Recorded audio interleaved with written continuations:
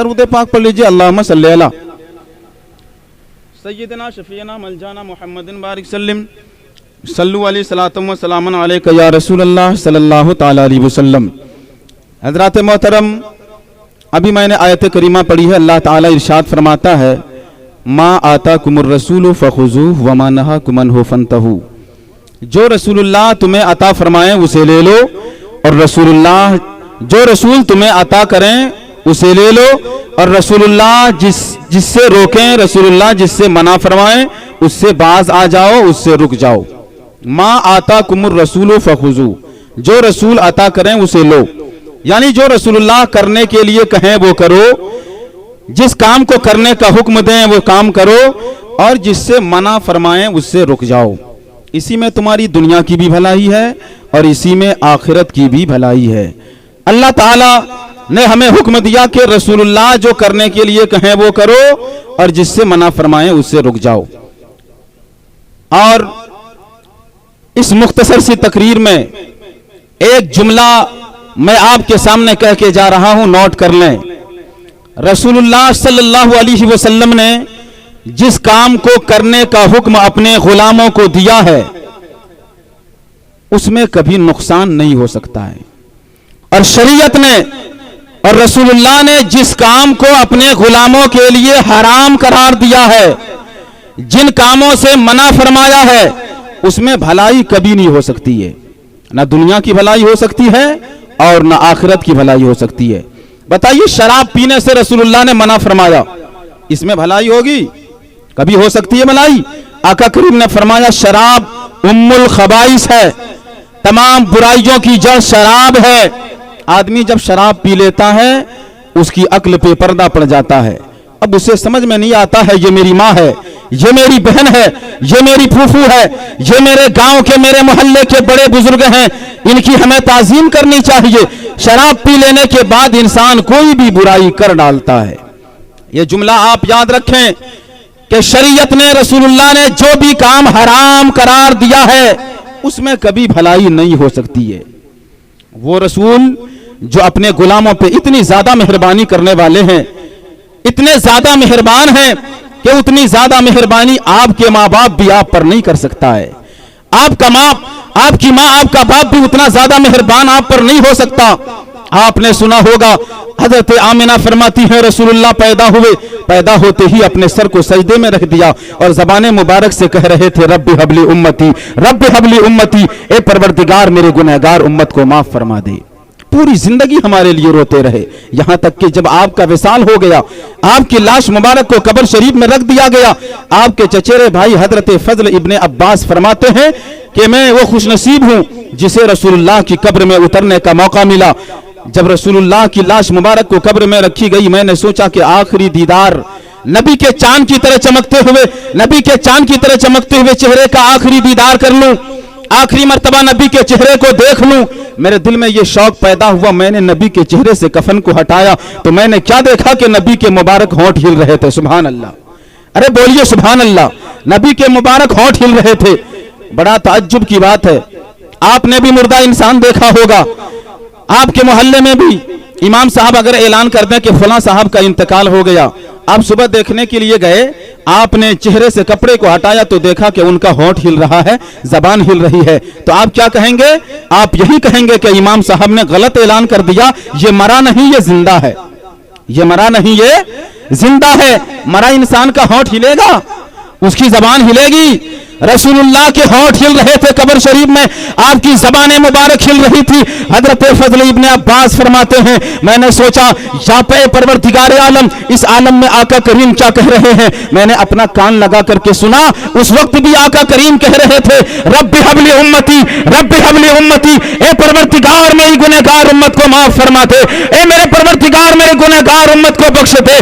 پتہ چلا رسول اللہ جتنے مہربان ہمارے اوپر ہیں، اتنی زیادہ مہربانی ہم پر کوئی نہیں کر سکتا۔ اور یہ بات بھی پتا چل گیا، یہ حقیقت بھی آیا ہو گئی کہ جو لوگ کہتے ہیں کہ نبی مر کے مٹی میں مل گئے ہیں، میں کہنا چاہتا ہوں نادانو، وہ تمہارا نبی ہوگا جو مر کے مٹی میں مل گیا ہوگا۔ ہمارا نبی کل بھی زندہ تھے، آج بھی زندہ ہے، صبح قیامت تک زندہ رہیں گے۔ اسی لیے یہ تو بریلی کے تاجدار نے کہا ہے، تو زندہ ہے واللہ، تو زندہ ہے واللہ، بس میری چشم عالم سے چھپ جا۔ آقا کریم کے ہونٹ مبارک ہل رہے تھے، پتا چلا نبی زندہ ہے، اور یاد کس کو کر رہے ہیں؟ گنہگار امتیوں کو۔ اچھا، اس سے پہلے جو مہینہ گزرا اس کا نام کیا تھا؟ کسی کو معلوم ہے مجمع میں سے؟ یہ شعبان کا مہینہ ہے۔ اس سے پہلے جو مہینہ گزرا کسی کو معلوم ہے؟ ہم اسلام سے تعلق رکھنے والے ہیں، مسلمان ہیں، اور یہ شعبان، رمضان، شوال، ذوالقعدہ، ذی الحجہ یہ اسلامی نام ہے نا حضرت؟ جنوری، فروری یہ انگریزی نام ہے، سب کو یاد ہوگا، یاد ہے کہ نہیں؟ لیکن اسلامی نام سب کو یاد ہے؟ ہم مسلمان ہیں لیکن مہینوں کے اسلامی نام ہمیں نہیں معلوم۔ اس سے پہلے جو مہینہ گزرا وہ رجب المرجب کا مہینہ تھا، جس کی 27ویں شب کو آقا کریم معراج میں گئے۔ کہاں سے گئے؟ مسجد حرام سے لے کر مسجد اقصی تک فلسطین، وہاں سے 7 آسمان سے اوپر سدرۃ المنتہا سے اوپر لامکاں میں گئے، پروردگار عالم کی بارگاہ میں گئے، رب سے ملاقات ہوئی، اور ایک مرتبہ نہیں گئے۔ موسیٰ علیہ السلام کے کہنے پر 50 وقت کی نماز معاف کروانے کے لیے 9 مرتبہ آئے گئے۔ جب خدا کی بارگاہ میں رسول اللہ گئے، اللہ تبارک و تعالیٰ نے نبی کو سلام کیا، السلام علیک ایھا النبی۔ تحیات میں پڑھتے ہیں نا، اللہ نے فرمایا السلام علیک ایھا النبی، اے نبی تم پر سلام ہو۔ بتائیے خدا کی بارگاہ، اس سے اونچا مقام اور کچھ ہو سکتا ہے؟ اس سے بلند بالا مقام اور کچھ نہیں ہو سکتا ہے۔ آج اگر کسی کی پہنچ پردھان منتری تک ہو جائے، پردھان منتری چھوڑیے منتری تک ہو جائے، اگر جاتے جاتے آپ کہیے گا یار یہ کام میرا فلاں کام میرا کرا دینا، واپس آنے کے بعد وہ کہے گا کہ بھول گیا، اپنے ہی کام سے فرصت نہیں ملی۔ لیکن خدا کی بارگاہ میں جب رسول اللہ گئے، ہم غلاموں کو فراموش نہیں کیا، ہم غلاموں کو بھولے نہیں۔ جب اللہ نے سلام کیا السلام علیکہ ایھا النبی، اے نبی آپ پر سلام ہو۔ یہاں پر ایک بات میں آپ کو بتا دوں، آج جو بڑے ہوتے ہیں وہ چھوٹوں کو سلام کرتے ہیں؟ نہیں کرتے ہیں۔ وہ سوچتے ہیں ہم بڑے ہیں، ہم چھوٹوں کو کیوں سلام کریں، ہم تو باپ ہیں، ہم بیٹے کو کیوں سلام کریں۔ ہاں طریقہ یہ ہے کہ چھوٹا بڑے کو سلام کرے، لیکن بڑا اگر چھوٹے کو سلام کر دے تو کوئی نقصان ہے کیا؟ اللہ سے بڑا کوئی ہو سکتا ہے؟ اللہ تبارک و تعالیٰ نے نبی کو سلام کیا، اور نبی کی زندگی دیکھیں، حضرت علی مرتضیٰ رضی اللہ تعالیٰ عنہ ارشاد فرماتے ہیں، آپ نے فرمایا پوری زندگی گزر گئی، یہاں تک کہ نبی کا وصال ہو گیا، لیکن کبھی مجھے موقع نہیں ملا کہ نبی کو سلام کروں۔ جب بھی نبی سے ملاقات ہوتی تھی، جب بھی نبی سے سامنا ہوتا تھا، میں سوچتا تھا نبی کو سلام کروں، میں سوچتا ہی رہتا تھا، اتنے میں آقا سلام کر دیا کرتے تھے۔ حضرت علی کون تھے؟ نبی کے داماد تھے، نبی کے چچیرے بھائی تھے، چھوٹے تھے جن کو نبی نے اپنی گود میں پالا تھا، لیکن وہ فرماتے پوری زندگی کبھی نہیں موقع ملا کہ نبی کو سلام کروں، جب بھی ملاقات ہوتی تو نبی بڑھ کر کے سلام کر دیا کرتے تھے۔ ہمیں بھی سلام عام کرنا چاہیے۔ ایک حدیث پاک میں ہے، آقا کریم نے فرمایا میرے امتیوں سنو، تم میں سے کوئی جنت میں نہیں جا سکتا یہاں تک کہ آپس میں محبت کرنے لگو۔ تم میں سے کوئی جنت میں نہیں جا سکتا یہاں تک کہ کامل مومن بن جاؤ، اور کوئی بھی مسلمان کامل مومن نہیں ہو سکتا یہاں تک کہ آپس میں محبت کرنے لگے۔ آقا کریم نے فرمایا تمہیں ایک ایسا کام نہ بتا دوں جو کام کرو تو آپس میں محبت کرنے لگو؟ صحابہ نے کہا ہاں یا رسول اللہ۔ آپ نے کہا جب تک ایمان مکمل نہ ہو جائے جنت نہیں مل سکتی، اور جب تک آپس میں محبت نہ کرنے لگے ایمان مکمل نہیں ہوگا۔ تو آپ وہ کام ضرور بتا دیں جس کام کو کرنے کے بعد ہم آپس میں محبت کرنے لگیں گے، جس کے بدلے میں ہمارا ایمان مکمل ہو جائے گا۔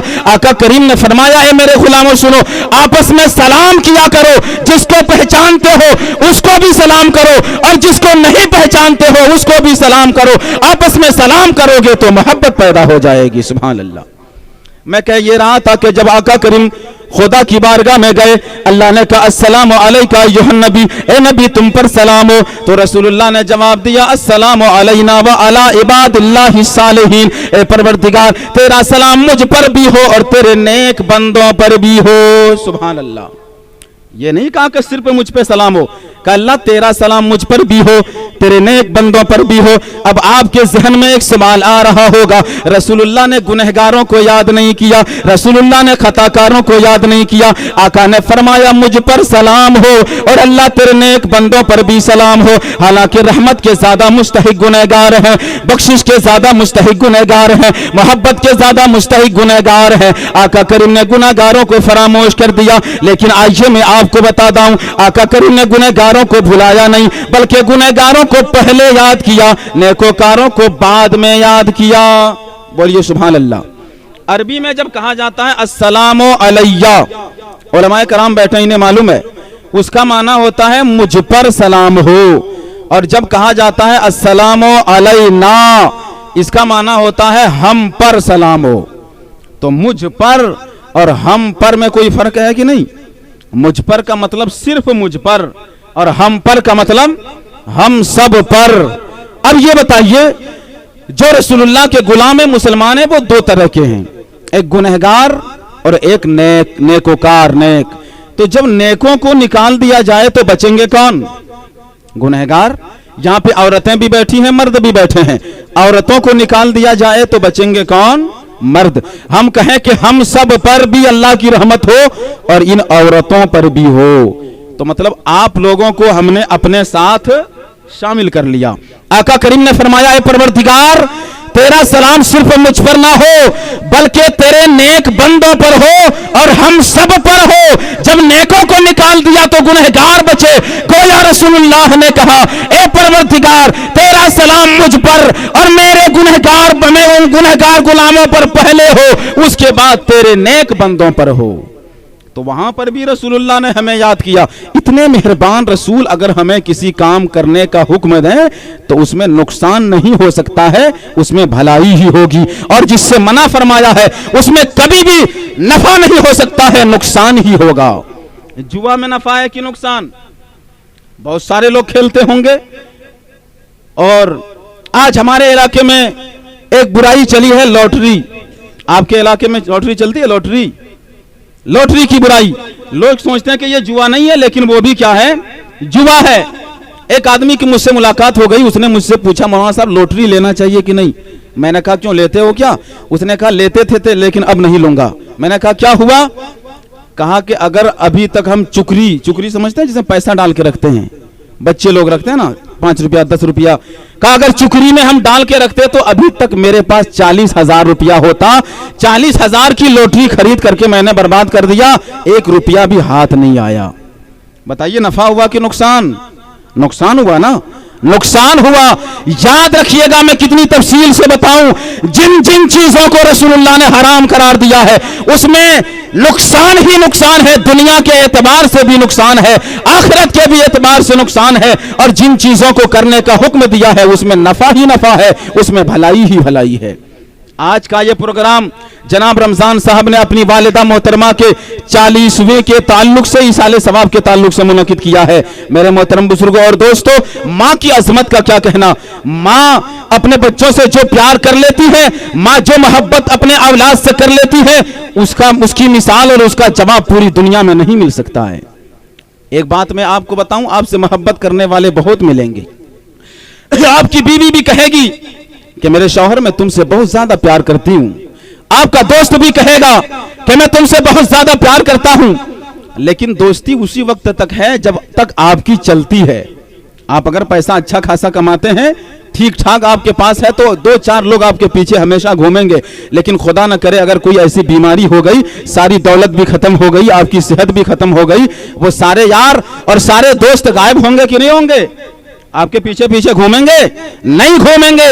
यही बीवी जब तक बच्चा ना हो जाए, खुदा न करे अगर आपको कैंसर की बीमारी हो गई तो लात मार करके चली जाएगी। लेकिन वो माँ बाप है जो आपकी सेहत को नहीं देखेगा, आपकी कमाई को नहीं देखेगा। अगर आप बीमार पड़ गए, आपके सिरहाने बैठकर, आपके पांव के पास बैठकर पूरी रात गुजार देगा, कहेगा मेरा बेटा तू सही है कि नहीं है, तुझे आराम है कि नहीं है। बाप कभी सर को सहलाएगा, माँ कभी पांव को दबाएगी। मेरे मुसलमानों बुजुर्गों दोस्तों, याद रखना, माँ जो मोहब्बत अपने औलाद से कर लेती है उसकी मिसाल दुनिया में नहीं मिल सकती है।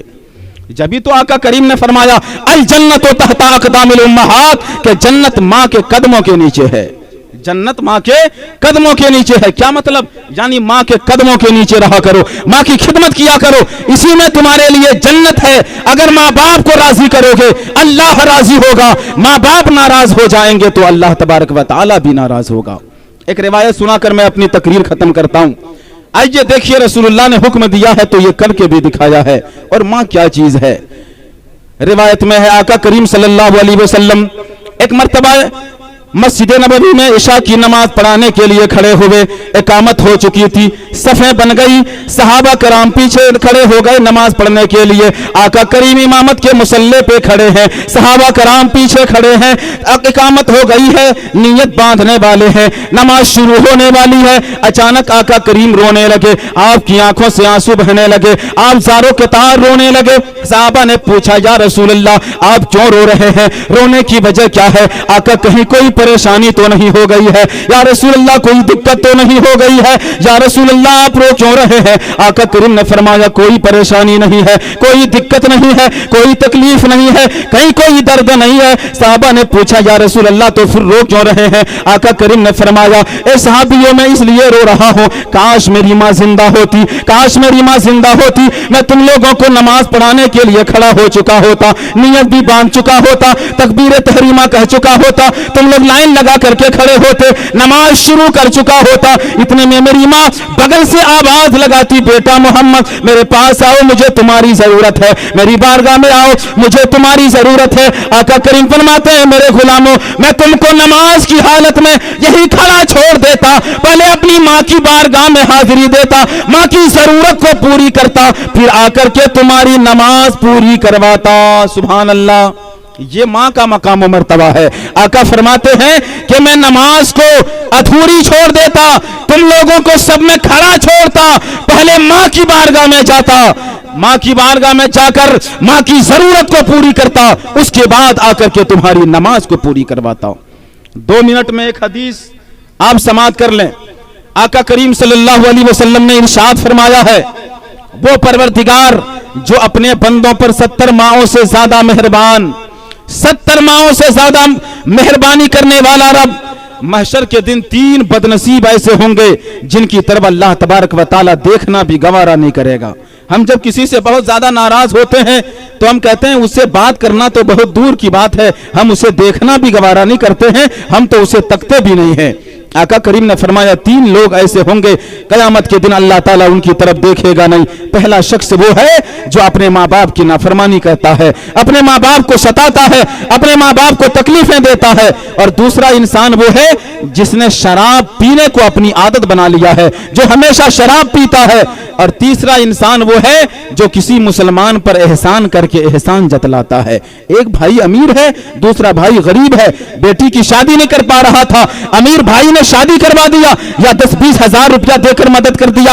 आपके गांव मोहल्ले में कोई गरीब बीमार पड़ गया था, इलाज नहीं करा पा रहा था, किसी मुसलमान ने पैसा दे करके उसका इलाज करवा दिया। अब जिंदगी भर एहसान जतला रहा है, कभी कोई बात हुई तो कह देता है, तुम मेरे सामने खड़े होकर के बातें कर रहे हो, तुम मुझसे नजरें मिलाने के काबिल नहीं हो, तुम्हारी बेटी की शादी तो हमने कराई है, तुम्हारी बीवी का इलाज तो हमने कराया है। आका करीम ने फरमाया, ए मेरे गुलामों सुनो, जो किसी मुसलमान पर एहसान करके एहसान जतलाता है, अल्लाह तबारक व तआला महशर के दिन उसकी तरफ देखना भी गवारा नहीं फरमाएगा। और आका करीम ने फरमाया, मेरे गुलामों सुनो, जन्नत की खुशबू 500 साल की दूरी से महसूस होती है, लेकिन जो कता ताल्लुक करता है और जो किसी मुसलमान पर एहसान करके एहसान जतलाता है, वो जन्नत में जाना तो बहुत दूर की बात है, जन्नत की खुशबू भी वो नहीं पाएगा। अल्लाह ताला हम तमाम मुसलमानों को सिराते मुस्तकीम पर चलने की तौफीक अता फरमाए। बातें तो बहुत ज्यादा थी इस्लाह मुआशरा के ताल्लुक से, लेकिन इन तमाम उलमा को बिठाकर बहुत देर तक तकरीरें करना ये बिल्कुल मुनासिब नहीं है, इसलिए मैं अपनी बातों को यहीं पे खत्म करता हूँ। अस्तगफिरुल्लाह रब्बी मिन कुल्लि ज़ंबि व अतूबु इलैह व आखिरु दावाना अनिल हम्दुलिल्लाहि रब्बिल आलमीन। अस्सलामु अलैकुम व रहमतुल्लाहि व बरकातुहू।